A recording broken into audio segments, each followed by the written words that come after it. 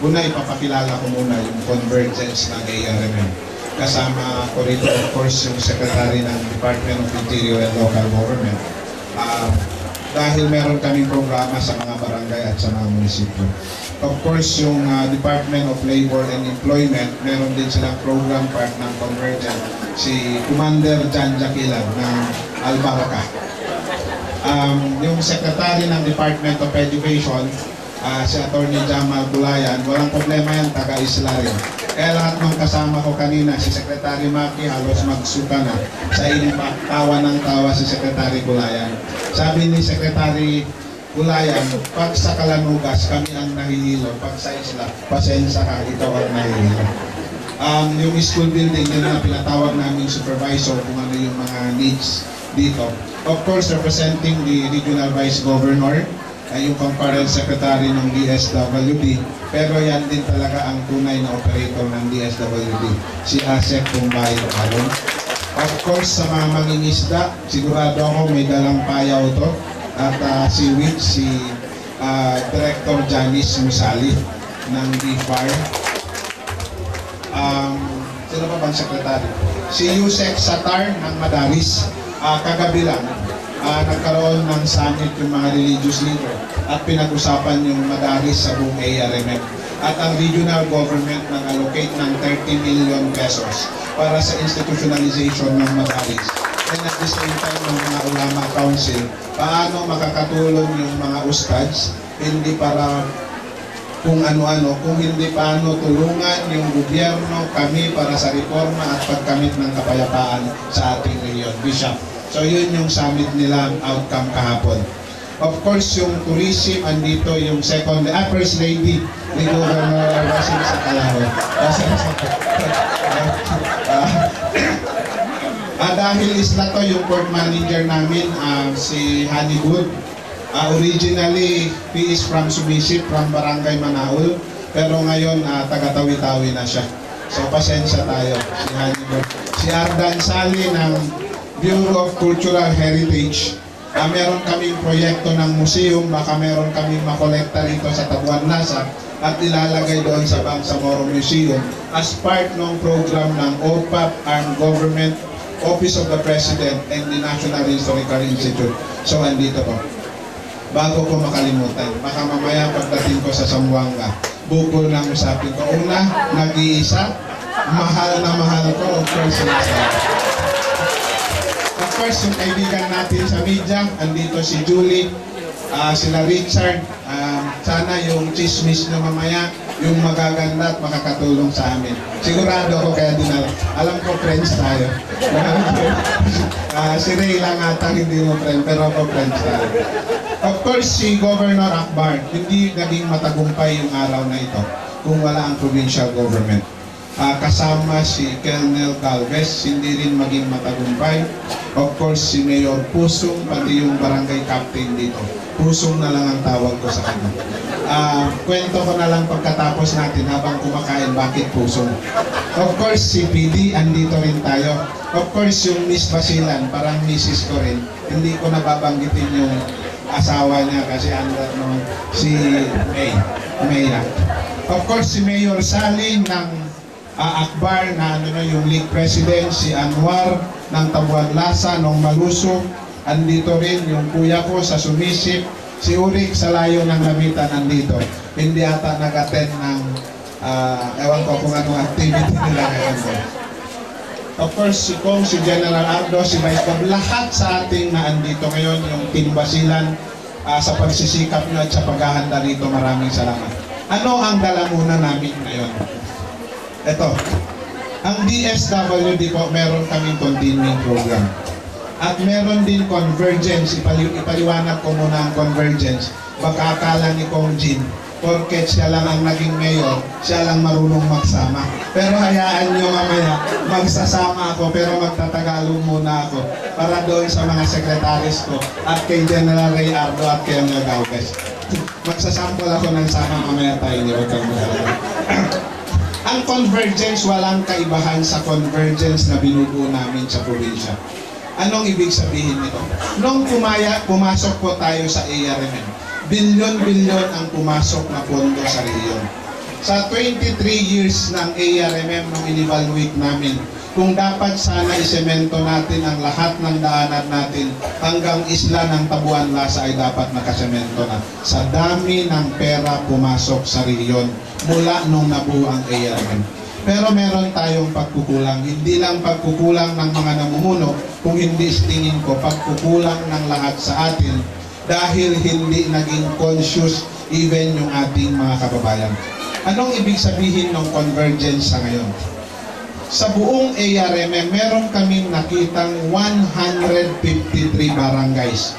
Ni Pako ng gobyerno walang pumasok dyan sa barangay na yan. At ang karamihan dito sa kasamaang palad ay ang probinsya kung saan ako ipinanganak.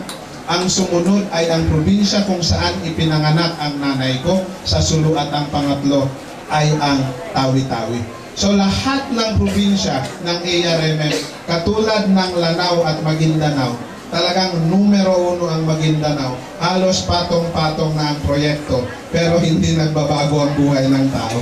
Likewise, ang Lanao, 5 barangay na lang ang naiwan. So anong pinag-isipan namin?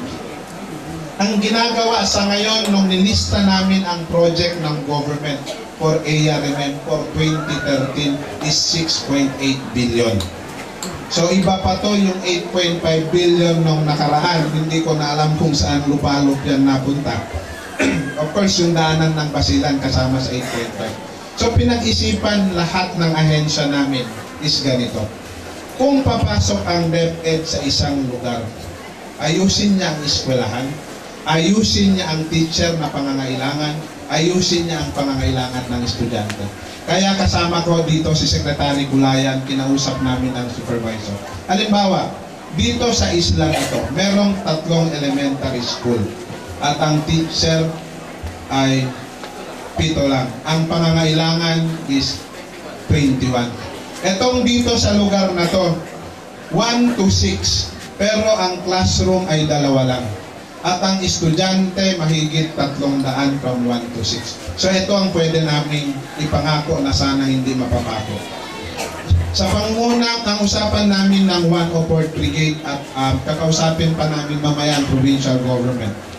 Ang DepEd sa savings namin nung nakaraang taon na meron kaming 77 million. Kami ang bahala sa materyales. Ibibigay namin, itayo natin ang eskwelahan.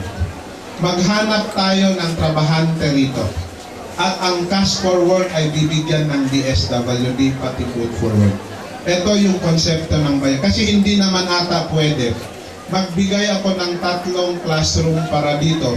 Kasi wala na kaming pondo for that for 2013 nung tinignan namin ang listahan.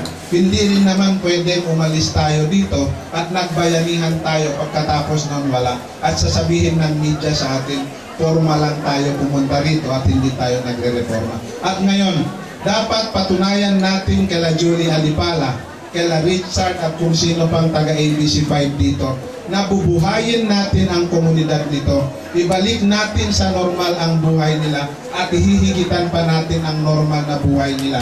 Dahil ang BIFAR, sa ngayon pa lang pang sample namin, may dala na kaming inputs para sewage. Meron na rin kaming dala para sa yung gillnet na mas high-tech to, hindi lang yung ordinaryong gillnet. At babalik ang BIFAR dito magdadala ng payaw para ibigay namin dito sa lugar na to.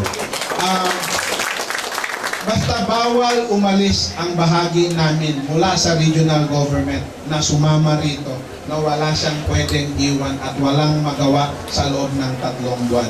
Dahil sa first quarter na to, ito yung launching ng convergence or yung bayanihan ng armed bayanihan para sa kapayapaan at kasaganaan ng ating rehiyon. Para related din doon. So si DILG Secretary, i-evaluate namin ang barangay kung nag-uopisina, may barangay hall. Ano yung kulang sa capacitation nila, ipoprovide ng DILG. Sa local fund namin ng 2013 for the first time nung ARM na DILG, nagkakapondo mula sa local fund. Kasi dependent yan sa national government at ang monthly na MOA nila ay 600,000 lang pero buong rehiyon na yan. So kung hati-hatiin mo yan, ibig sabihin ang matitira kay Secretary Mending is 100,000 lang. Ang 100,000 ikot-ikot. At ang pinakamayaman talaga sa amin ang DepEd. Hindi naman Pierre. Ano yan? Yung dinaanan natin, hindi lang, etong usapan natin dito, simula lang ng launching namin. Ngayon ang DSWD, meron silang CK program. 250,000 for 225 persons livelihood program. Ibig sabihin, 10 katao. Ngayon, dinala namin ang Cooperative Development Authority. Hindi naman namin ibibigay na individual yon. Ibibigay namin pag-organize, tapos titingnan namin. So, ang BFAR din, halimbawa, yung kababaihan natin, o kung may MNLF dito, pwede silang maging bahagi. Kung sewage, ipoprovide din ang infrastructure ng BFAR. In fact, magdadala kami ng high-tech na solar dryer dito pagbalik kung ano ang effective and efficient at ang DTI ang maghahanap ng market nun. Sisiguraduhin namin sa inyo, sa loob ng first quarter, hindi ito yung first visit namin. Lahat ng secretary namin, kung hindi man sila, lahat ng technical nila definitely babalik dito. Dahil ang point ng retention nila sa ARM ay kung ano yung accomplishment nila based sa convergence namin. Kung talagang hindi sila makadeliver, hindi ko na sila antayin tatanggalin, pero sila na mismo dapat mag-resign na sila dahil hindi na nila kaya magservisyo. So yun yung commitment namin nung nag-meeting ng convergence. So ano yung issue ng peace and security? So yun yung buong convergence namin. So kahemon ito, patalbugan mo na to. Kami mintiya kami, purposely bangsa inga tahatul kami community. Sa niya study, story ko Makaam. But before story ko, si Mayor Talib pala, ng Ajul andito kasi tuburan pa rin eh. Walang tapos si Rustam andito rin pala, EDC President. Tapos our American friend. Kami pintiya niya buha kami, damikyan, successful sa jabang ayan binuha kami pintiya bangkang mag-cooperate. Definitely, bang niya waktu magsasakam o maggera kayo, pupull out namin lahat ng tulong namin dito. Kaya ang commitment nyo sa amin, promise bi makami, simple da, amo kami makaam. Dakam magsasa, magkasilasakam, kahemon support nin parinta, 101% nin si Kong, nin si Gobjum, nin civil society. In fact, nagdilaab sa inaan niya ay sa Binuayda. Meron ding dinalang nagdilaab para sa mga eskwelahan dahil sila yung CSO component. So inamu kami makaam. Pagkain sa niya, do kagunahan naman kang magpapatay. Kaam-kaam na magpapatay, dumain kayo hadis. Bang Muslim pagkain Muslim magpapatay, kawangan Muslim na binatad mapinal ka jahannam. Tengos tate. Sa kay na Arab kumakaam kalungamala si Jim. Pagkapangarap, isa iya ka pangarap din sini. Sa makami really amo kami makaam. Tanda bi time si Jim Mayor Mintia insa niya. Ang kanamo kami Masenyor Junay. As leader binoto et bikahemon kami mangguide kami maiya. Subay bang yamintia insa niya dapitan na damikian kami insa niya dapitan kami. Dayok bi pasaglit ko mapolitik sukat na danakan ko si Moner politik ko ini. Partimate ko si Puso. Okay? Magklaro-klaro bukit tayo ng fitna. Parumana. Ito ang kan ko kay Baya, chismis. So abang maarab yok na fitna. Lumayan kanya yok na hadis. Sa hadisan ko na, al fitna to asad minal katna. Bang kita chismis, ang fitna, masaya idusana in mapatay ka. Bang ka mapatay, ayan dusana, diretso ka. Insa niya pag-investigate. Ang kanamo kami makaam. Bang insa niya magsasa, niya kasanyangan sanyang kahemon. This time, asal sa hili niya situation, niya kahalan, subay gi palabay in bono, subay gi palabay in sasaw umbo niya pagkasilasa. Halimbawa, kami nila Gov Akbar, magsasama kami dati, magbeya-beya kami tagna, kapag sa mas sumong paglasa kami. Pasal ta-realize kami makarisigod jum. Misan gi mabubusan pamilya kami, matay hadya kami, sa ayan benefit takalo mga raayat mao. Ayan medo. Katonan mo magbono-bono bang patak ka pasal niya sinapangta. bang patakka pasayon niya makita raayat lumando abbuta. Ako mo kumakam kahemon kiwil. Kahemon abbo mga sinapang imbes na sinapang pe nakitag payaw-payaw bang niya sinapang mi wahum bi payaw ginagahan payaw buinsan niya mirata payaw bi. Mag-agree kita bime. Definitely babalik si Director Janice, sigurado kami may payaw, sigurado kami may bangka. At i-coordinate namin sa provincial government, sa municipal government, at sa military para yung commitment namin at commitment nyo rin sa amin ay mamimaintain. Kasi ang hirap mag-develop. Ang hirap mag-develop ng isang lugar kung magulo. Halimbawa, ang Pilipinas, bakit naghihirap ang tao? Dahil sa rebellion. Si Pangulong Aquino, bakit gusto niya magkaroon ng kapayapaan? Dahil gusto niya umunlad ang Pilipinas. Tayo rito, wag na nating isipin ang Pilipinas. Ako niya, minsan, bang patak ka. Ako na regional governor. Kahunitan dako magwa investor ni Basilan. Hirap na hirap pa rin ako magdala ng turista, ng potential investor sa Basilan. Bakit? Takot makidnap. Pag mabanggit Basilan at Sulu, ang akala mo nakakita ng impyerno. So ang tingin ko, ito yung perception na dapat nating pagtulong-tulungan. Habang inaayos ng national government ang problema with MILF, problema at NPA, pwede ba? Huwag na tayong makisabay sa kanila dahil lamang sa yabang natin, dahil lang minsan sa simpleng bagay. Kaya ang pakiusap namin sa Kapitanan, dito si DILG Secretary, pakiusap namin kay Mayor. At hindi lang kay Mayor Junaid, kung hindi lahat ng kapitan na andito at lahat ng mayor na andito. Kung merong bagay na hindi na natin pagkakaunawaan, wag na nating palakihin. Bang niya pagsalaan tabi misang diki-diki, amo kami kapitan konsehal. Bang niya dapat disetelong binaproblema, dana pape tama si mayor. At awabang kita kaya bi papeun bima si mayor. Uus banggay takaya si mayor, tiya si Gobjong Akbar, tiya brigade commander, tiya si PD. Ito si Ustad Kaiser rin sa tasabot ko. Yailo hinang na. Ang kanawag libot-libot bang sa inggag sa Telparkala. Sa misan si Ustad Kaiser, banggay panabangan tabi kahemon. Agon laway guwa parman na makahadis na pasalin sa liya pakale. Ang kanamo kumakaam mintag datya.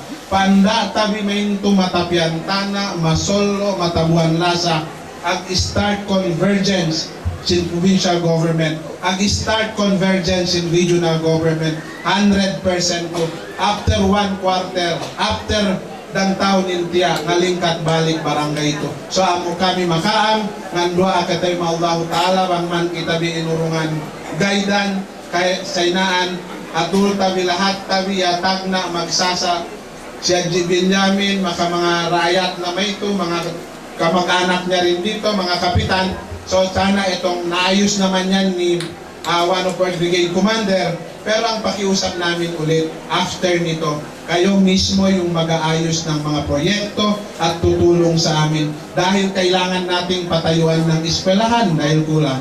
Kailangan natin ng kabuhayan, papangako na nangako na ang di para sa akin meron silang pagkukunan ng pondo. So ilidwa mo kumakaam, murah-murahan bang man kita bilakpas in kemon kahinangan kay makahap makita bi inalaw dunya labi bang maalawahirat. Wassalamualaikum warahmatullahi wabarakatuh.